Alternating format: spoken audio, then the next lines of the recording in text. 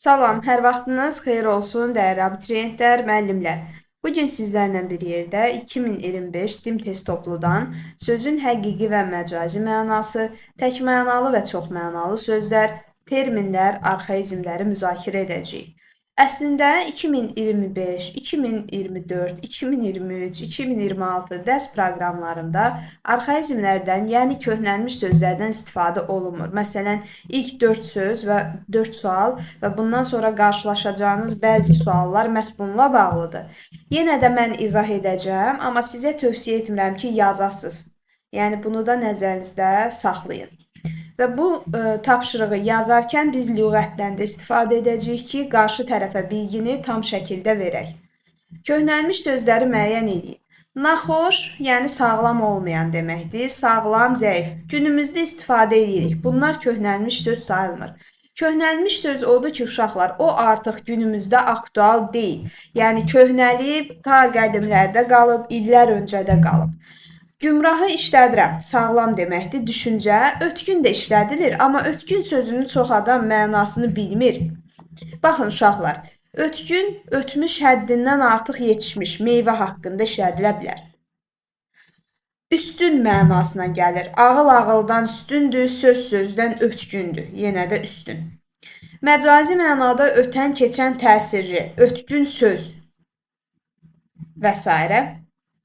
Yenə məlahətli, zərif, ahəngdar, lətif mənasında qızın ötkün səsində, yəni məlahətli, zərif səsində, bu da məcazi və bir daha qüvvətli, təsirli mənası məcazi kimi qeyd olunub.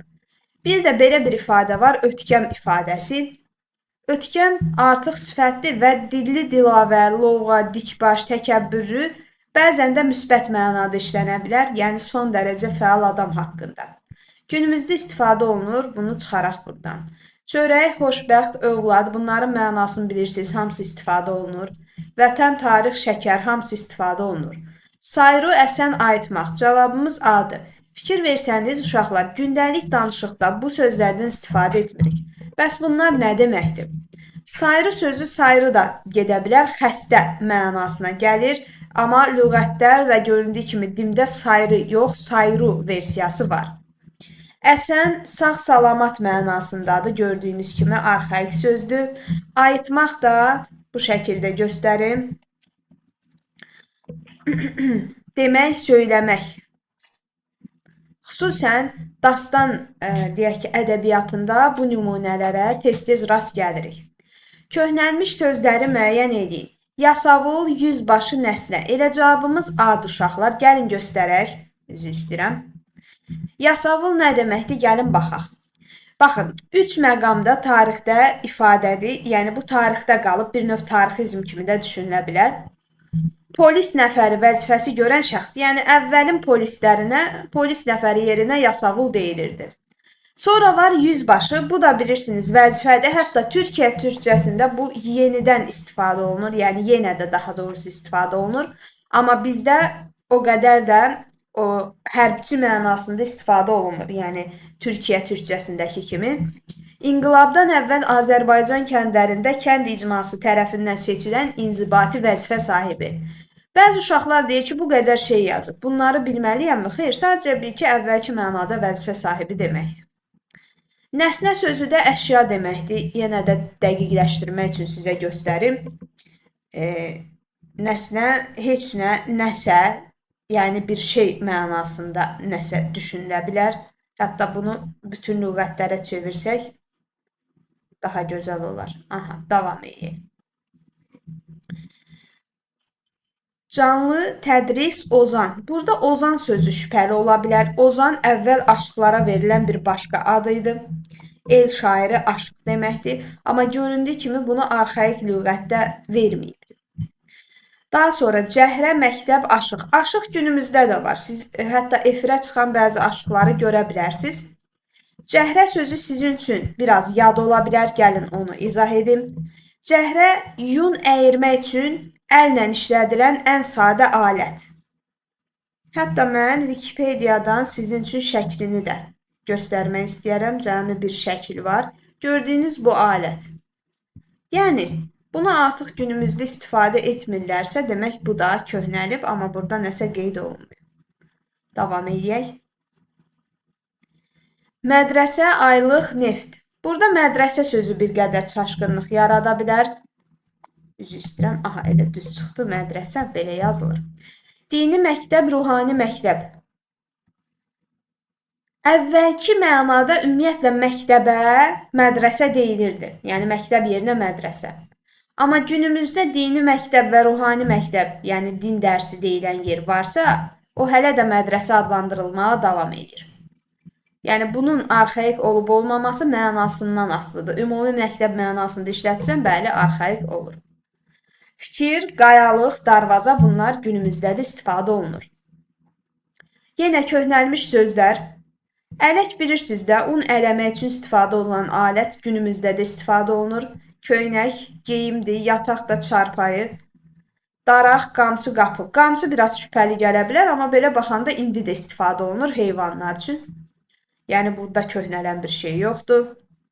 Xəstə ilə otaq köhnəlməyib, günümüzdə də işlənir. Loğman o vaxt həkimə deyirdilər. Qovun. Aha, qovun sözü barədə gəlin müzakirəmizi davam etdirək.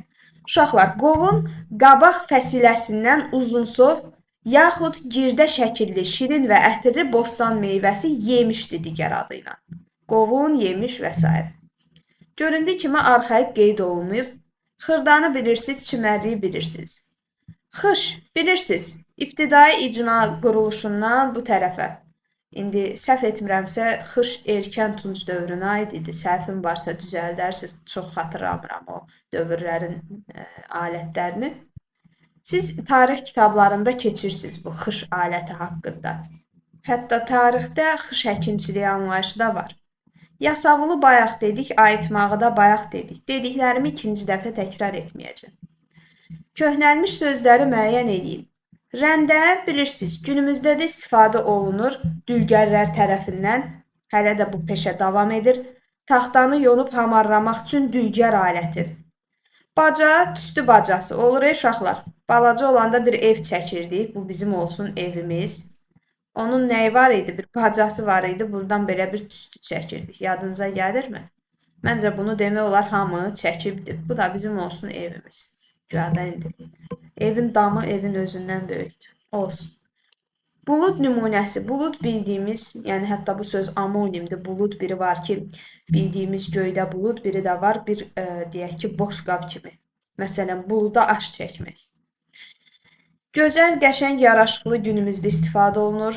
Divan, bağ, ocaq istifadə olunur. Toplama, vurma, çıxma bunlar riyaziyyatda termin düşünülə bilər. Təhnə sözü barədə gəlin danışaq. Təhnə, tanıq, vəl. Üzr istəyirəm. Burada təhnəbel ifadəsi var. Bu qozbel olaraq gedir. Lüğətlərdə təəssüf ki, təhnə sözü qeyd olunmayıb, amma mənim də şəxsi təcrübəm və eşitdiklərim əsasında bunun bir qab olduğu qənaətindəyik. Fərqli fikri olan, nümunəsi olan şərhlərdə yaza bilər. Gəldik tanıq ifadəsinə.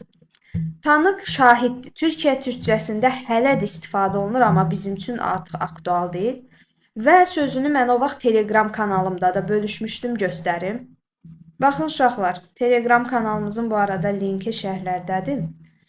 Alt tərəfindəki oyuqlara balaca daşlar keçirilmiş, yaxud yan-yana dəmir dişləri olan ağacdan, taxtadan qayrılmış ibtidai xırman aləti, yəni taxıl döyən alət. Fikir verin. Dönər kəsən bıçaqlara oxşayır. Amma bundan taxıl döyürlər. Cavabımız D. Çoxmənalı sözləri müəyyən edin. Yenə bunun üçün biz istifadə edəcəyik lüğətimizi, hətta ekranı bölək gəlin. Əla, bu formada işləmək daha yaxşıdır. Gəlin başlayaq papaq sözündən uşaqlar. Papaq bildiyimiz baş üçün olan xüsusi geyimdir, başqa bir mənası yoxdur. Karandaş da eyni formada olacaq. Yazı yazmaq üçün alət. Nəticə sözü amonimdir, göstərim sizə hətta. Məsələn, bir nəvə nəticə, yəni nəvənin uşağına nəticə deyilir.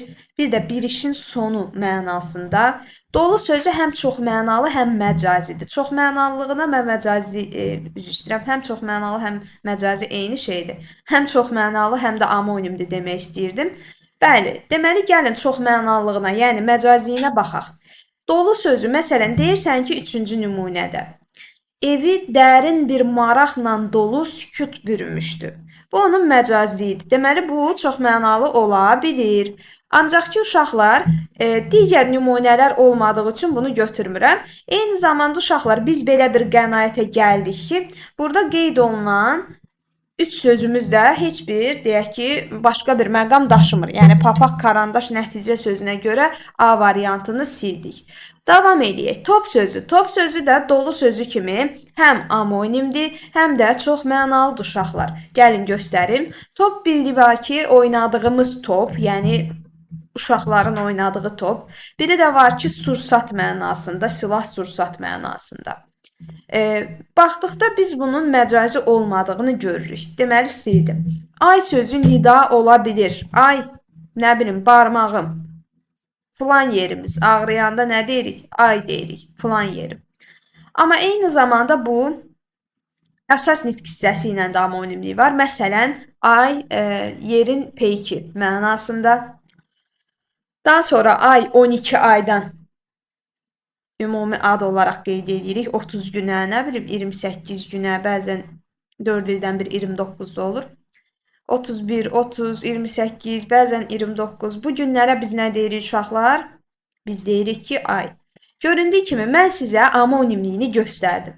Amma eyni zamanda məcazi olur. Gözəlin camalına, məsələn, ay üz mənasında. Bu biraz bədii təsvir ifadə vasitəsindən gedir. Amma indi lüğət elə yazıbsa məcburam ki, bunu işarələyim.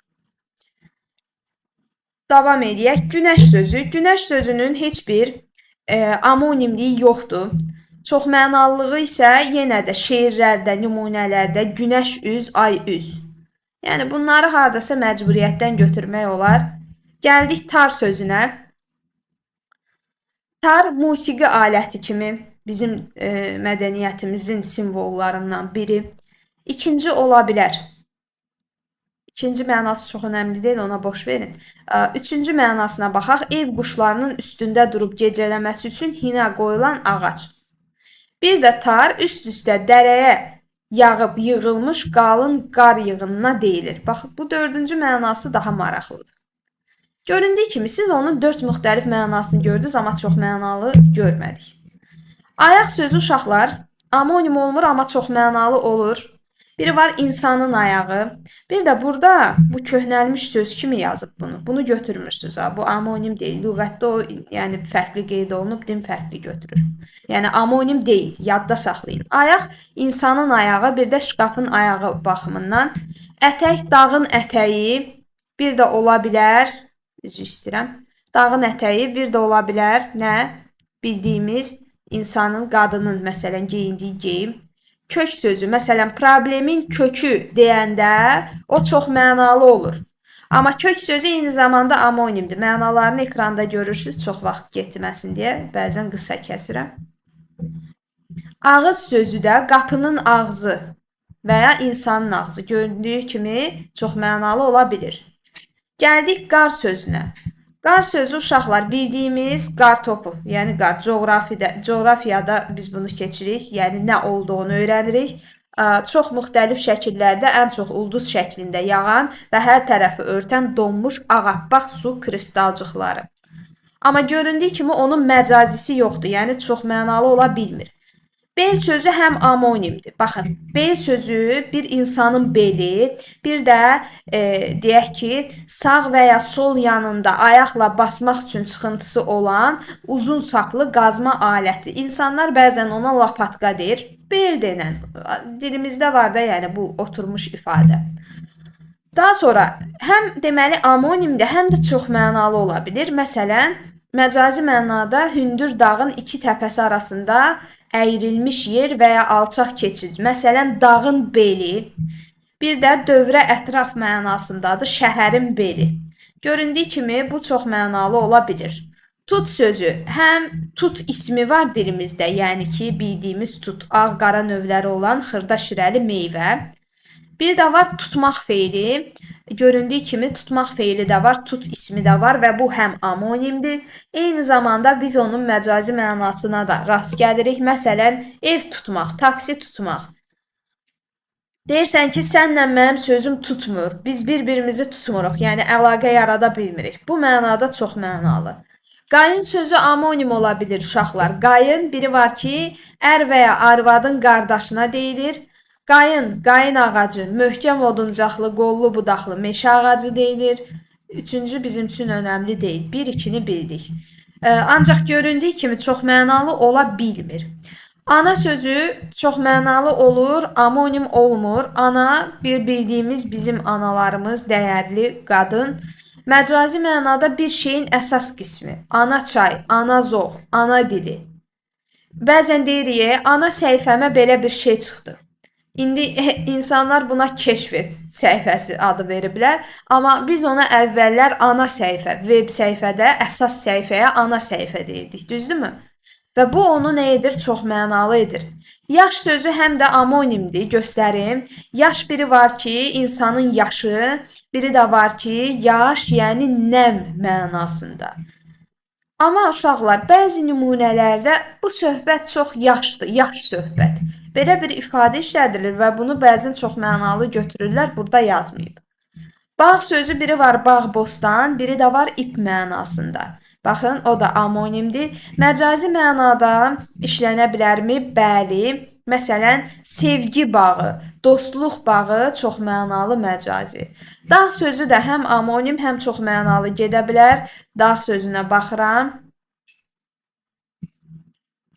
Görə bilərsiniz uşaqlar. Dağ burada qeyd olunubdur. Coğrafi obyekt məcazi mənada çoxluq, böyüklük, ucalıq bildirir. Dağ kimi adam ifadəsi. Düzdür, bir daha deyirəm, bu təsvir ifadə vasitələrində gedib çıxan bir məsələdir. Təşbihə məsələn gedib çıxır. Amma indi götürüb də lüğət. Daha sonra dağ məsələsi damğa mənasındadır. Məsələn, heyvana damğa vururdular əvvəllər ki, o heyvan gedib itib batmasın, ən azından tanısınlar. Bir də məcazi mənada ağır dərd, qəm, kədər, qüssə mənasında işlənə bilir. Deməli, uşaqlar, fikir versəniz, bunu səhv etmirəmsə, ötən il də demişdim bu ildə. Burada cavablarda səhv etmirəmsə, D götürüb. Amma E variantı da əslində münasibdir. Hətta ötən illərdə yaş sözü ilə bağlı Dövlət İmtahan Mərkəzinin bir testi var idi. Yenə qabağıma çıxsa sizə göstərərəm. Bilmirəm, indi o testi götürüblər ya yox. Biz o testin nəticəsində yaş sözünün çox mənalı olduğu mənasına gəlirik. Lüğətlərdə çox mənalı yazmasa da mən onu araşdırıb tapmışdım ki, uşaqlarıma izah edəndə əlimdə nümunə olsun. Ancaq indi görürəm ki, cavabı D götürüb və burada ana sözü zaten çox mənalıdır. Bağla dağı da bildik. Yaşı deyəsən bunlar götürməyiblər. Amma bir daha deyirəm, o bir balaca hələ də problemlidir mənim üçün. Çünki ötən ildə belə idi, indi belə qalırsan belə qarışıq və mən sizə sadəcə xəbərdarlıq etmək istədim. D-nin nə üçün düz olduğunu izah etmişəm, onunla işimiz yoxdur. Yəni o haqqına düzdür. Davam edirik. Əsas odur, hər sözü ayrı-ayrılıqda sizlə analiz edək. Cümlənin deyir, hansı cümlədə sonuncu söz məcazi mənada işlənib? Gözətçi yatmamışdı. Gözətçi yəni mühafizəçi.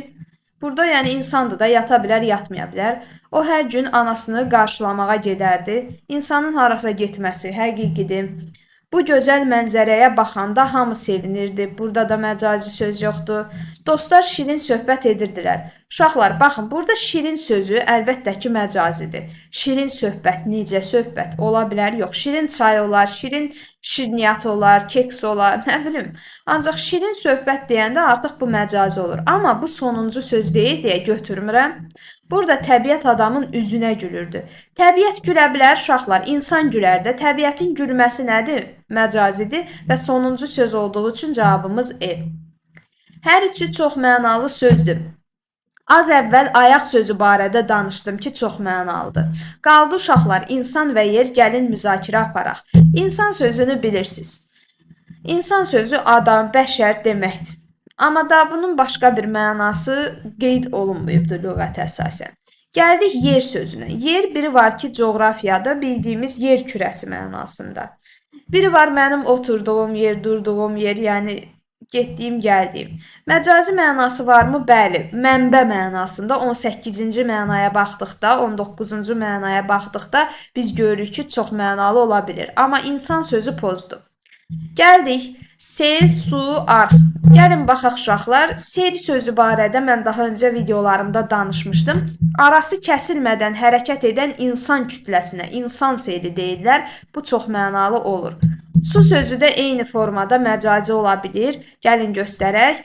Boş mənasız sözlər. Məsələn, əsərdə su çoxdur. Kitabın yarısı sudur. Bu o demək deyil ki, kitab suya düşür. Xeyr, sadəcə yarısı boşdur demək istəyir.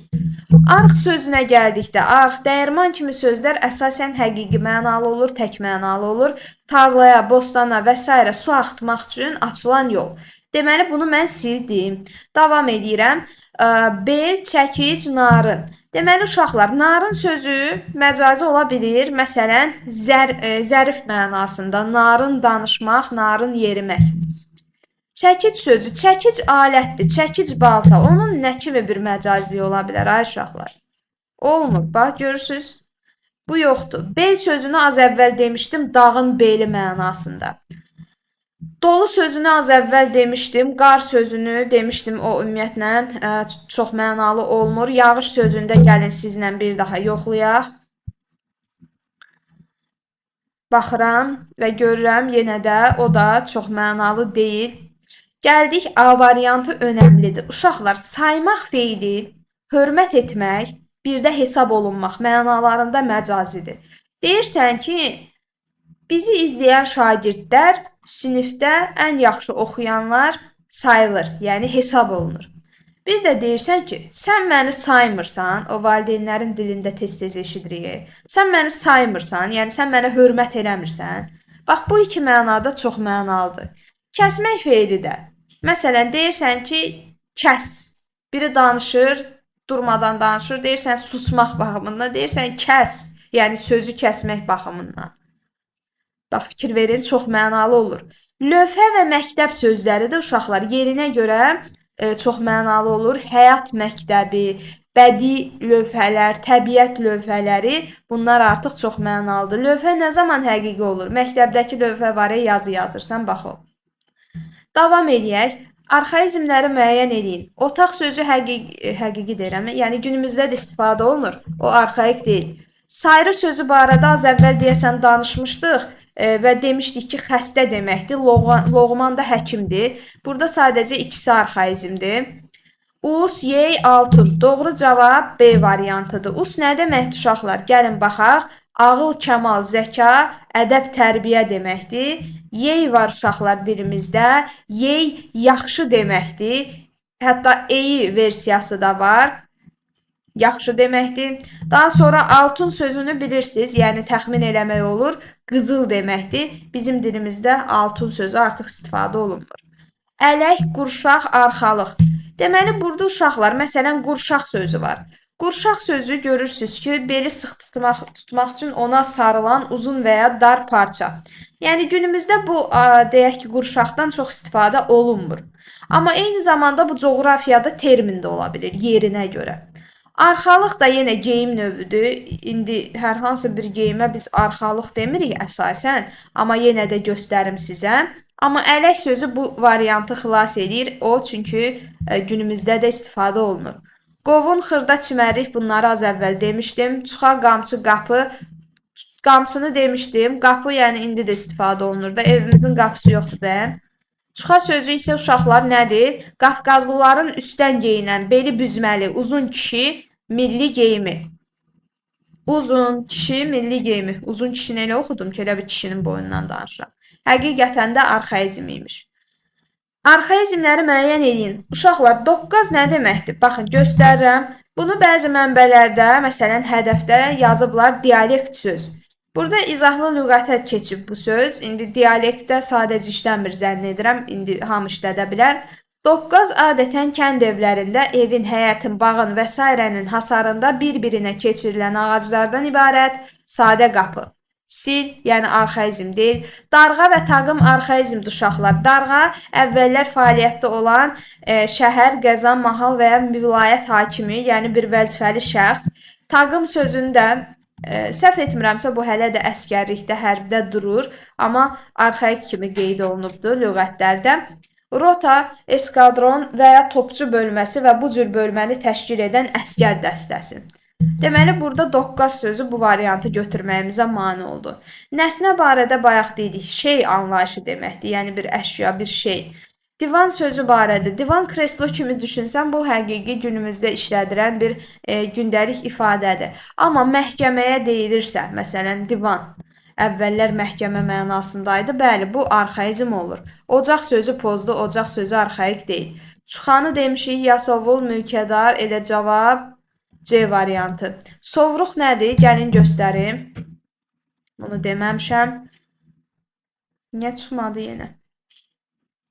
Deməli, uşaqlar, yenə də sovruq sözü lüğətlərdə çıxmır.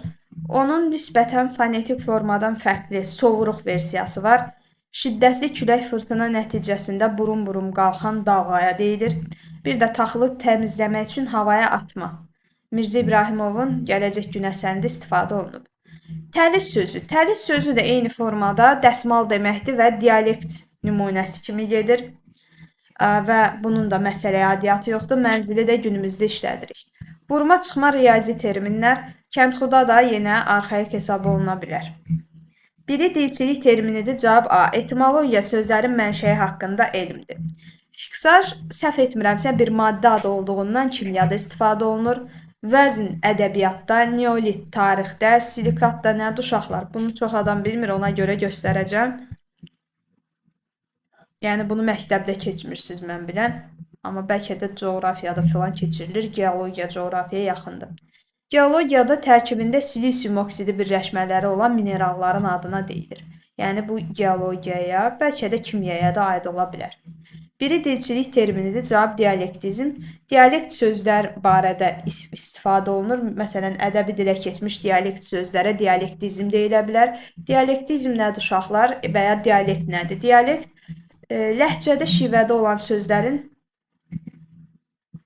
vahidinə deyilir. Hierofizmi ədəbiyyatda keçirsiniz, fəlsəfədə də termin ola bilər, bir təriqət kimi düşünün. Siyonizm yahudi cərəyanına deyilir, politologiyada termindir. Humanizm eyni zamanda fəlsəfəyə gedib çıxır və ya ədəbiyyata, realizm də həmçinin. Biri dilçilik termidir. Mifologiya, mifləri öyrənən, yəni əfsanələri öyrənən, bu ədəbiyyata gedir. Seismologiya, səhv etmirəmsə uşaqlar, zəlzələ ilə bağlıdır. Gəlin dəqiqləşdirək. Yəni, zəlzələləri öyrənən elm sahəsi, düz demişəm, bəli, coğrafiya. Miqrasiya uşaqlar həm coğrafiya da termindir, həm də biologiya da termin ola bilir, hətta tarixdə də. Mutasiya sözü biologiyaya gedib çıxır. Morfologiya nədir? Qrammatikanın iki qolu var. Morfologiya, sintaksis. Yəni, nitq hissələrini öyrənən bölmə. Hansı söz çox mənalı söz kimi işlənə bilmir? İsti münasibət, soyuq münasibət. Oldu məcazi. Qara qüvvələr deyəndə, qara gün deyəndə nə olur? Məcazi olur.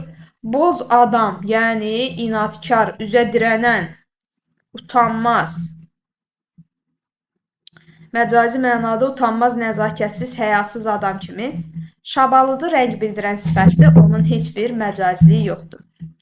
Hansı söz çox mənalı söz kimi işlənə bilmir? Yumaq feili işlənə bilər. Baxın.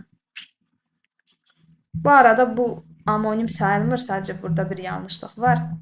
Məcazi mənada əvəzini vermək, doğrultmaq, günahını, təqsirini yumaq sözləri ilə işlənir. Atmaq sözü, söz atmaq, nə bilim, deyirsən, ortaya atdım, kim götürər, götürər, düzdürmü? Məcazi mənada nəyisə atırsan. Çevirmək var, məsələn, ola bilər çevirmək, göstərək.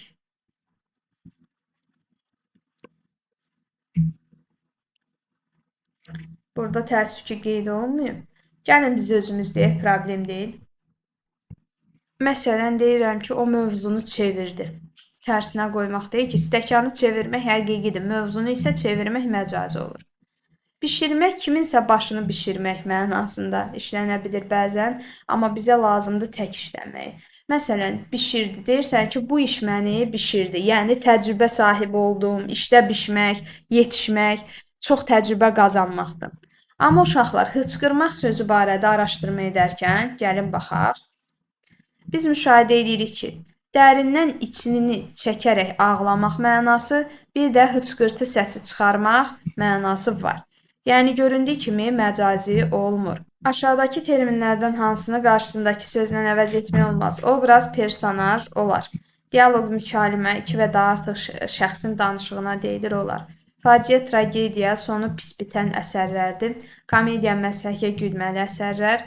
Dekorasiya, remarka. Bunlar fərqli şeylərdir uşaqlar. Dekorasiya bilirsiniz nədir? Evi yaxud da səhnəni bəzəmək üçün istifadə olunan xüsusi deyək ki, əşyalardır. Məsələn, hadisələr evdə cərəyan edirsə, səhnəni elə dekorasiya edirlər ki, sanki evdir bura. Remarka isə ümumiyyətlə uşaqlar ədəbiyyatda, ədəbiyyatşünaslıqda pyes müəllifinin hadisənin hansı şəraitdə gedəcəyini, personajların davranışının və xarici görkəminin xüsusiyyətlərini səciyyələndirən izahıdır. Remarka ilə bağlı 3-cü qruplar üçün xüsusi bir videomuz var. Remarkanı yaxşı mənimsəməyənlər şərhlərdə yazsınlar, mən onu yollayım. Bunlar tamamilə fərqli şeylərdir. Arxaizmləri müəyyən edin. Yanacaq, çırpı, odun. Bunlar istifadə olunur. Yanacağı bilirsiniz. Benzin və ya xüsusi başqa bir maddə olar. Çırpı da quru budağa, kol qırıntısına deyilir. Odunu da bilirsiniz. Dəsmal, döşəmə, tavan. Mənası sizin üçün aydındır. Qapı, qarmaq, qonur. Qonur rəng bildirir də bir növ qəhvəyi. Qarmaq da məsələn balıq tutmaq üçün deyirsən qarmağa, nə bilim, qurd keçirdim, atdım, balıq tutdum. Girvənkə nədir? Bunu çox adam bilmir. Gəlin göstərək. 400 qrama bərabər olan köhnə ağırlıq ölçüsünə deyilir. Us sözünü daha öncə demişdik, ədəb, ağıl, zəkadır. Uçmaq isə cənnət deməkdir uşaqlar. Bu arxaik mənada, digər mənanı demirəm. Orada fikir versəz uçmaq, quşun uçmağını yazıb. Bir də var dağılmaq. Bu amonimlikdir. Bizə lazım olan məna lüğətdə verilməyib, amma uşaqlar uçmaq sözü cənnət mənasında işlənə bilir. Sürü, qoyun, quzu, bu da günümüzdə istifadə olunur. Üz sözü hansı cümlədə məcazi mənadadır? Kişi danışdıqca üzü qızarır. İnsanın üzündən danışır, həqiqi. Uşağın üzü gözü tər içində idi. Həqiqi, insanın üzündən danışır. Üzündən bilinirdi ki, bərk sevinir, həqiqi. Elə işlər görüb ki, adam içinə çıxmağa üzü yoxdur. Uşaqlar, üz adamın sifəti mənasında olur, nə? Həqiqi. Amma adam içinə çıxmağa üzü yoxdur deyəndə burada məcazlik yoxdur sizcə? Üz hamıda var. Ən utanmaz adamın belə sifəti, dərisi var, düzdürmü? Amma ki, burada nəzərdə tutulan üz, o bir ifadə var, deyir, səndə üz gördüm ha. Yəni ki, yaman üzlü adamsan. Bax, belə nümunələrdə işlənən üz nümunəsi məcazi olacaq. Dənizçinin üzü gündən qaralmışdı, bu həqiqidir. Nümunədə altından xətt çəkilmiş sözlər leksik baxımdan nədir? Səhərin də gözü var, günəşlə bir açılır. Bulağın da gözü var, tutulsa o quruyar. Uşaqlar, göz sözü insanın, heyvanın gözü mənasında işlənəndə bu həqiqi olur. Amma səhərin gözü, bulağın gözü, şkafın gözü məcazidir. Bir mənası həqiqi, biri məcazi olanda nə olur? Çox mənalı söz olur. Əgər sizin də amonimlərdə, çox mənalılarda səhviniz varsa, bu testləri çox işləyin ta ki öyrəşənə qədər. Əyilmək də ağlamağın tərs üzü, dərdi dartıb üzməyəni dərd üzür. Uşaqlar, gəlin bu sualdan öncə bir daha üz sözünün həm amonimliyini, həm çoxmənalılığını xatırlayaq. Üz ola bilər bildiyimiz insanın üzü mənasında, insanın, heyvanın üzü mənasında, isim və həqiqi mənada. Kitabın üzü, suyun üzü, hər hansı bir şeyin üz qabığı nəzərdə tutulduqda əşya ola bilər. Bu olacaq yenə isim, amma bu dəfə məcazi. Bu onun isim kimi həqiqi məcazidir. Üzmək bir də olur dənizdə üzmək. Dənizdə üzmək həqiqi mənadadır, feil kimi həqiqi. Deyirsən dərd içində üzmək, artıq bu nədir? Bu məcazidir, amma yenə feildir. Yenə də var feil mənası, o da nədir uşaqlar? Məsələn, üzmək. Deyirsən ki, onun bu sözləri məni çox üzdü, yəni xətrimə dəydi mənasında istifadə oluna bilir. Deyir, əyilmək də ağlamağın Danışa da bilmədim. Tərs üzü, dərdi dartıb üzməyəni dərd üzür. Baxın uşaqlar, biz az əvvəl öyrəndik. Üz sözü burada isim mənasındadır, amma məcazidir. Dərdi dartıb üzməyəni dərd üzür. Dərd insanı üzər, yəni üzgün hala gətirər, feil mənasında işlənibdir, düzdürmü? Bura kimi hər şey aydındır. Biz öyrəndik məna hissələrini. Və həm gördüm ki, bu söz məcazi işlənib, həm də fərqli taydır. Biri feildir, biri isimdir. Deməli, bu həm amonimdir, həm də çoxmənalı nümunədir. Davam edək. Adət budur, yar xəbərin yaralar. Mənim yarım, zəif canım yaralar. Yerbəyerdən sızıldaşar yaralar, rəhm elə cüməyə, ay ağa düşdüm. Altından xətt çəkilmiş sözlərin kökü semantik baxımdan, yəni məna baxımından nədir? Bu elə kökdən ibarətdir. Yar xəbərin yaralar. Buradakı yar sevgili mənasındadır. Yəni isim. Bir isim var. Mənim yarım zəif canımı yaralar. Yardan yara ismi yaralamaq feili. Yaralamaq feilinin kökündə yarmaq feili durur. Baxın, bu da yardı, yuxarıdakı da yardı. Amma buradakı yar artıq feildir, yarmaq feilidir. Sızıldaşar, yerbəyerdən yaralar, yenə yarmaqdan yara, yaralar. Bilirsiniz də, bir yer yarılır, orada yara əmələ gəlir. Və nəticədə mən öyrəndim ki, uşaqlar, yar sözü burada da yenə feildir. Və göründüyü kimi, isim və feil olmasına görə ona nə deyəcəm? Amonim deyəcəm. Amonim olan variantları çıxarıram. Burada əks mənalı nəsə yoxdur. Həm amonim, həm də çox mənalı. Elə cavabımız E-dir uşaqlar. Nəyə görə? Gəlin baxaq. Yerbəyerdən sızıldaşar yaralar, zəif canım yaralar və bir də yar.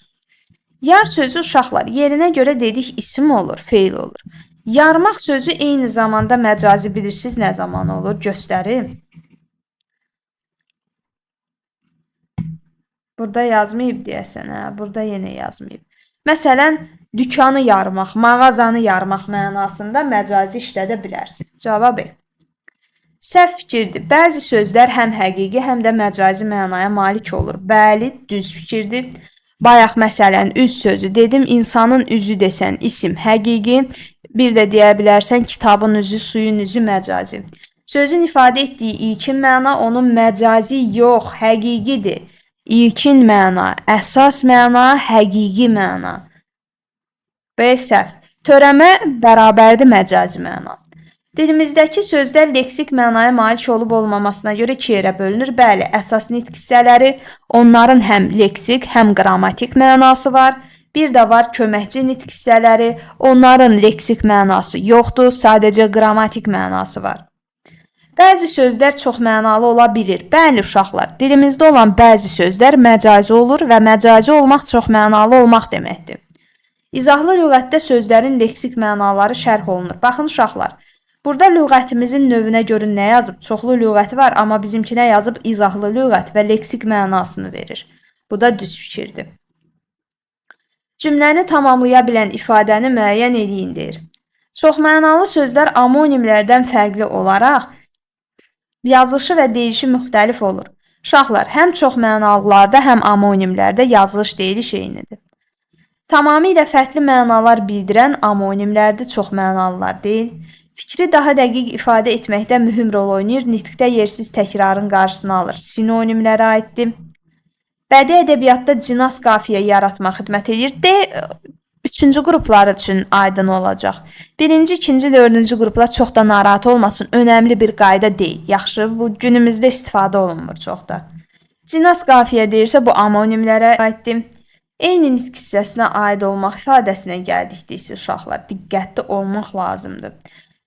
Amonimlər həm eyni, həm müxtəlif nitq hissəsinə aid ola bilir. Məsələn, top sözünə bayaq baxdıq, top sözü hər iki mənası isim olan amonim idi, amma üz sözünə baxdıq, iki mənada feil oldu, üzmək feili. Bir mənada üz ismi oldu. Yəni, sadəcə eyni nitq hissəsinə malik olan artıq çoxmənalı sözlərdir.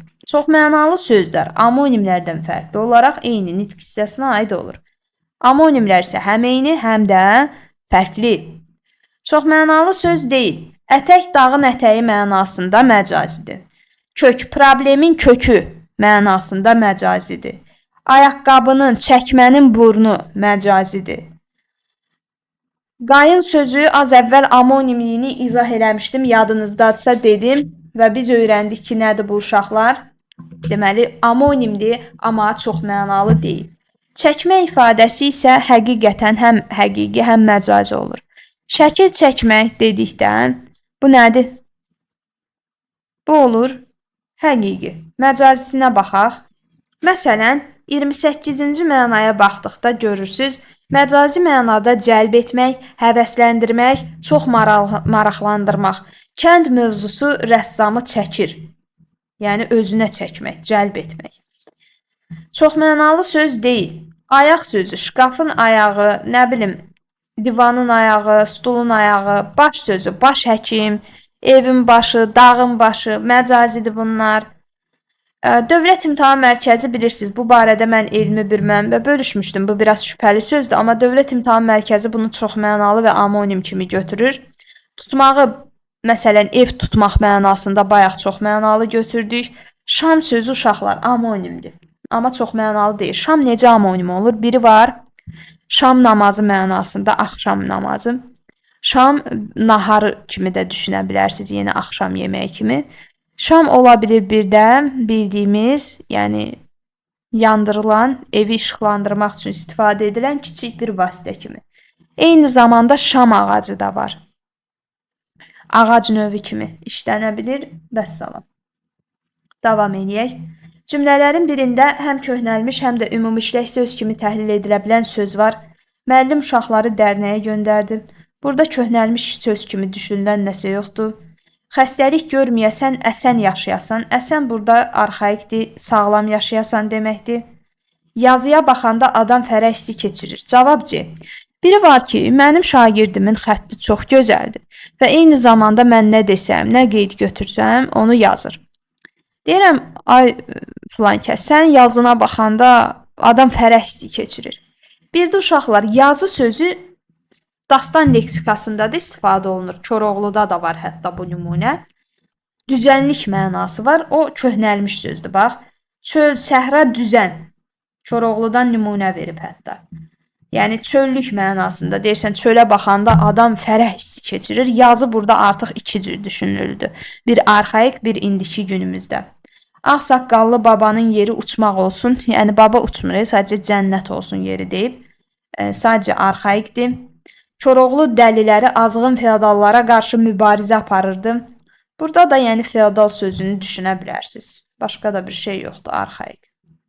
Göz sözü hansı sözlərlə birləşdikdə məcazi olur? Balığın gözü həqiqidir, insanın gözü həqiqidir, uşağın gözü həqiqidir, səhərin gözü, bulağın gözü, dolabın gözü. Bunlar məcazidir. Yalnız termin kimi işlənən sözlər. Uşaqlar, dilimizdə elə sözlər var ki, məsələn, xəbər sözü kimi. Həm termin ola bilir, həm də adi söz. Məsələn, deyirəm ki, mənim bundan xəbərim yoxdur. Məlumat mənasında isimdir, günümüzdə işlənir də bu yazıq. Bir də ola bilir cümlə üzvü, mübtəda xəbər, bu cür termin. Amma sənə deyir yalnız termin, ona görə bunu sildim. Surət sözü. Surət bir insanın surəti, yəni üzü mənasında. Ümumiləşdirdi. Bir də surət ədəbiyyatda ola bilər, məsələn, nə və yaxud da riyaziyyatda ola bilər termin, surət məxrəc. Bucaq sözü, evin bucağı desəm, bu olur gündəlik istifadə olunan nümunə. Bir də deyirəm riyaziyyatda bucaq. Enerji sözü, deyirsən mənim bugün enerjim yoxdur. Yəni bu olur adi işlək söz, bir də enerji fizikada. Amma sintaksis, orfoqrafiya və ya orfepiya və ya sinekdoxa, məsələn, sintaksis ilə orfoqrafiya dilçilik, sinekdoxa da ədəbiyyat terminidir. Bu yazıqlar termindən başqa heç bir şey ola bilmirlər. Yalnız termin kimi işlənən xəbəri bayaq sildim. Fiksaj, bəli, olar. Kök sözü, indi riyaziyyatda kök anlayışı, dilçilikdə kök anlayışı var, amma bayaq problemin kökü deyib, hətta onu məcazi belə eləmişdim. Folklor, şifahi xalq ədəbiyyatı, yəni folk bilirsiniz, xalq deməkdir. Xalqları əhatə edən ədəbiyyata verilən addır əsasən elə ədəbiyyatda da termin kimi işlənir. Daha sonra 7 orfepiyanı bayaq dedik, surəti bayaq dedik. Dil sözü, insanın dili, orqan. Dil, danışıq dili var. Bu dilçilikdə termin götürə bilərsən, amma dil hətta çox mənalı belə ola bilər. Alovun dili, çəkmənin dili, sil. 3, 6, 7 yalnız termin. Sifət sözü insanın sifəti birdə nitq hissəsi. Həm termin, həm qeyri. Ada sözü həmçinin adi bir deyirsən ki, pulum var, getdim falan adada istirahət elədim. Burada termin olmur axı. Bir də ada coğrafiyada termin ola bilir. Boğaz sözü həmçinin həm termin ola bilir, həm də insanın boğazı da deyə bilərsən, həm də coğrafiyada boğaz, məsələn Magellan boğazı. Enerji sözünü bayaq dedim. Qaldı akvarel, səhv etmirəmsə incə sənətdə boya maddələri ilə bağlıdır. Tuyuq şeir növüdür. Toyuq deyil bu, tuyuqdur, tuyuq. Biabır eləməyin bizi. Tuyuq ədəbiyyatda şeir növüdür, 4 misralı şeirə deyilir. Antonimi də keçmisiniz. Deməli, incə sənətdə, ədəbiyyatda və dilçilikdə termin. Yalnız termin kimi işlənən sözlərdir. Bucağı bayaq dedim. Leksikat termindir, başqa bir şey olmur. Bölmə sözü yerinə görə sən bunu feildə düşünərsən. Bölmə, eləmə. Məsələn, bu cür işlətmək mümkündür. Relyef, yəni coğrafiyada termin olur. Ahəng, səsinin ahəngi. Bu həm deyək ki, ədəbiyyatda ola bilər, həm də ola bilər bildiyimiz ahəngdə, yəni bu qədər. Zərf, zərf biri var ki, məsələn, pul qoymaq üçün və ya mesaj, məktub qoymaq üçün bir qab. Zərfə pul qoydum. Bir də zərf nitq hissəsi olur. Frazeologiya yalnız termindir. 2, 4, 5 bunlar yalnız termindir. Digərləri ümumilikdə ola bilir. Hansı misralarda işarələnmiş sözlər həqiqidir? Mən istəyirəm. İnsan nəsə istəyə bilər, həqiqi. Buludlar ağlaya bilər, xeyr, məcazi. Uşaqlar ağlaya bilərmi, ağlamaya bilərmi? Bəli, həqiqi. Yanğınlar sönə bilər, ümidlərin sönməsi nədir? Məcazidir. 2, 5. Ağır sözü verilənlərdən hansı ilə söz birləşməsi yaradarkən həm həqiqi, həm məcazi mənada düşünülə bilər. Ağır yük. Mən deyirəm ki, mən avtovağzaldan qayıdıram, ağır yüküm var. Yəni, həqiqətən mənim çantalarım ağırdır, deyək ki, düzdürmü? Bir də ola bilər ki, uşaqlar, ağır yük deyirsən ki, ailəsinin ağır yükü onun çiyinlərində idi. Yəni, yük sözü də bir növ məcazi olur. Çanta həqiqətən ağır olur və həqiqi düşünülür. Ağır adam, biri var ağır təbiətli, yəni ciddi, çox gülməyən, yersiz hərəkət etməyən ağır adam, hətta yüngül adamı da demək olar, əks məna kimi. Bir də ola bilər çəkisi ağır adam, bu həqiqi olur. Baş həqiqidir, zəmbil həqiqidir. 1, 3 doğru cavabımız olacaq. Belə, növbəti videomuzda biz başqa izahlara da toxunacağıq. Ardının gəlməsi üçün sadəcə bəyənmək kifayətdir. Sağ olun, salamat qalın.